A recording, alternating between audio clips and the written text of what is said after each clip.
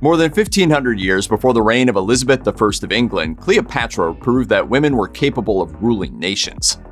Cleopatra believed in the power of fragrance, not just as a cosmetic, but also as a tool of persuasion. According to Perfume Power, Cleopatra doused her ship's sails with perfume before sailing to her first rendezvous with Mark Antony, to make sure that he smelled her before he saw her. She also owned a perfume factory, which makes sense as she seems to have thought that the stuff was a gateway to mind control.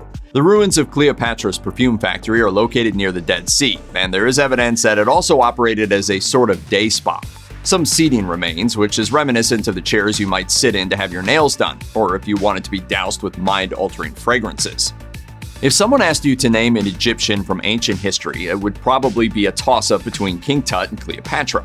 For many people, these are the two historical figures that embody ancient Egypt: gilded, eyelinered, and striking poses in front of pyramid-dotted desertscapes. But here's a funny thing. One of these two people was not actually Egyptian. According to History of Macedonia, Cleopatra was a member of the Ptolemaic dynasty. The dynasty was descended from Alexander the Great's general, a man named Ptolemy of Lagos. That means they not only had Greek ancestry, but they spoke Greek and followed Greek customs too. The Ptolemies ruled Egypt for 300 years after the nation was handed over to Ptolemy following Conqueror Alexander's passing in 323 BC. Pretty much every modern and semi-modern depiction of Cleopatra tells us she was stunningly beautiful, which you might not expect seeing as how she was the product of generations of familial intermarriage. But there was never really any way to know either way. However, in February 2007, a coin was unearthed bearing a portrait of Cleopatra, which appears to confirm that the queen was actually rather ordinary looking, at least by modern standards. The fact that ancient historians didn't say much about her looks also suggests she was no Elizabeth Taylor, but the more important point is that it doesn't really matter. Life of Antony, written by Plutarch in 75 AD, made the following observation about Cleopatra. Her actual beauty was not so remarkable that none could be compared with her, or that no one could see her without being struck by it, but the contact of her presence was irresistible. The character that attended all she said or did was something bewitching.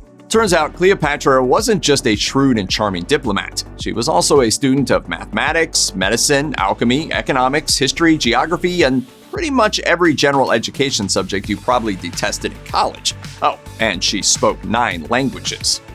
In ancient Egypt, it was customary for pharaohs to rule in pairs. Every regent needed a co-regent to the opposite gender. According to Live Science, Cleopatra ruled with her father Ptolemy XII for a short time until his demise in 51 BC.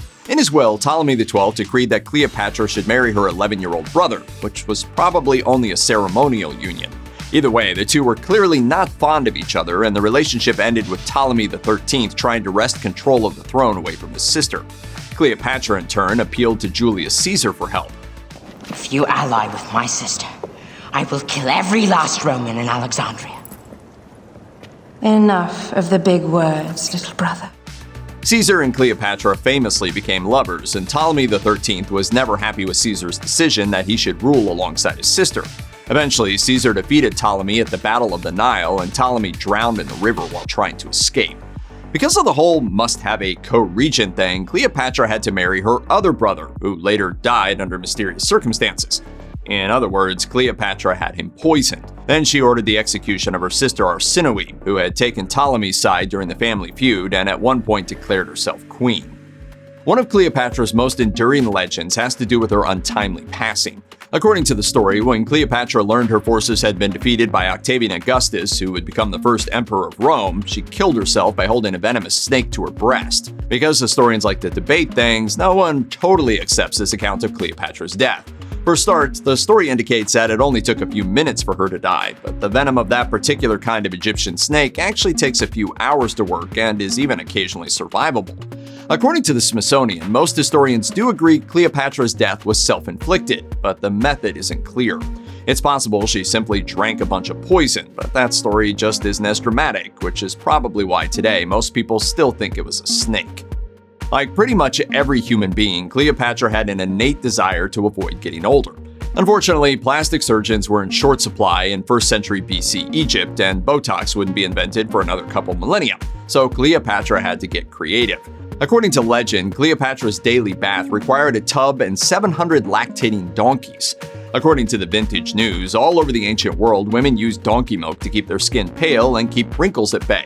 Emperor Nero's wife was said to travel with, quote, whole troops of she-asses so she'd never have to miss her daily donkey milk bath. Well, I only bathe 4 times a day. Today, scientists know donkey milk has a lot of important health benefits. It can be used as a cow milk substitute for people with allergies, and yes, it's also used in modern beauty products. Mark Antony might not have had his priorities in check. Why? Well, he skipped an entire invasion so he could spend the winter with Cleopatra in her Alexandrian palace. According to HistoryNet, in 41 BC, Antony assembled an army and went east, summoning client kings in hopes of gathering resources for a Parthian invasion. One of those client kings was 28-year-old Cleopatra, who convinced Antony to effectively abandon the invasion in order to spend time with her. Antony followed her back to Alexandria, leaving his army in the hands of his governor. To make a long story short, the Parthians soon crossed the Euphrates River and everything fell apart. It doesn't seem like Antony picked the right time for an invasion. Check out one of our newest videos right here.